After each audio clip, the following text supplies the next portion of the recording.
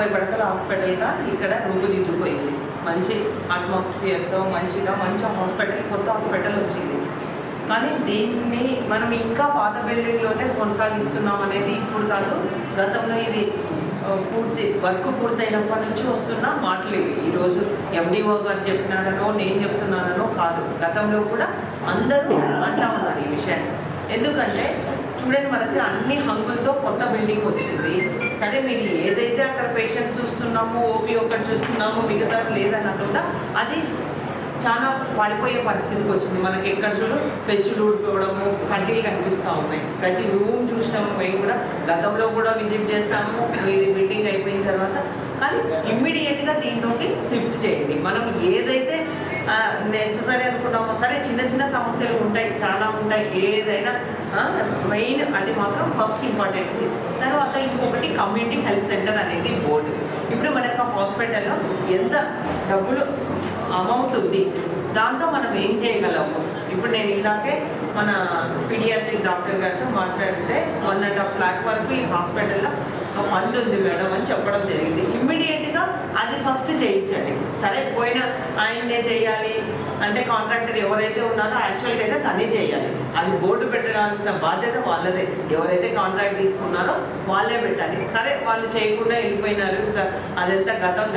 ఇప్పుడు మనం చేయాల్సింది మాత్రం ఇమ్మీడియట్గా బోర్డు ఏదైతే మన దగ్గర ఫండ్స్ ఉన్నాయో అది కమ్యూనిటీ హెల్త్ సెంటర్ అనేది వెంటనే పెట్టించేసాయి.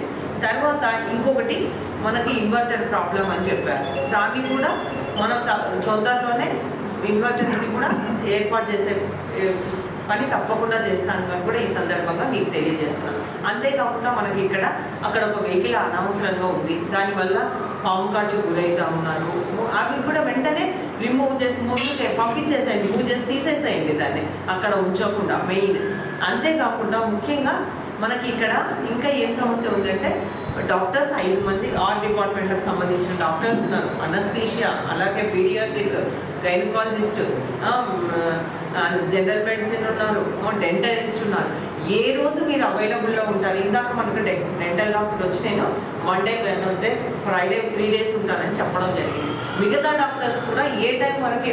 ముఖ్యంగా ఇంత మంచి హాస్పిటల్ ఉంది, అందరూ కర్నూలుకి పోతున్నారు. ఏది జబ్బు వచ్చినా కానీ ముందు కర్నూలే మనకు కనిపించేది.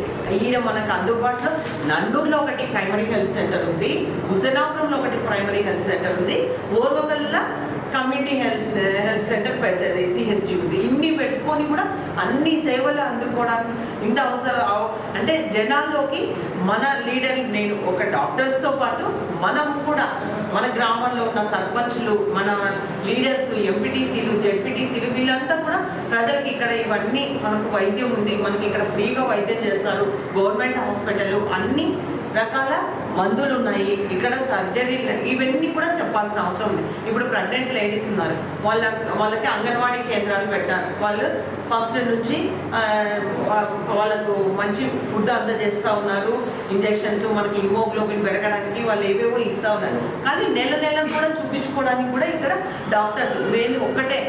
డాక్టర్స్తో పాటు మనకు కూడా బాధ్యత ఉందని కూడా నేను మీకు అందరికీ గ్రామంలో ఇప్పుడు ఎవరైతే ఇప్పుడు ఓరకల్కి సంబంధించిన ఈ చుట్టుముట్టు గ్రామంలో సంబంధించిన లీడర్లు వస్తున్నారు, ఒకటే తెలియజేస్తా ఉన్నా, వీళ్ళలో అవేర్నెస్ తీసుకురావాలి. గ్రామాల్లోకి వెళ్ళి మనము బాగా మనకి ఇక్కడ హాస్పిటల్ ఉంది, అన్ని సేవలు అందజేస్తారు వాళ్ళు, కాబట్టి వాటిని కూడా మనము వాళ్ళకు ఈ సౌకర్యాలన్నీ వాళ్ళు వినియోగించుకునేటట్లుగా మనము పనిచేయాల్సిన అవసరం ఉంది. ఇది చూడండి, ఇంత హాస్పిటల్ ఉంది, ఈ హాస్పిటల్ వాళ్ళు సద్వినియోగం చేసుకోవాలి.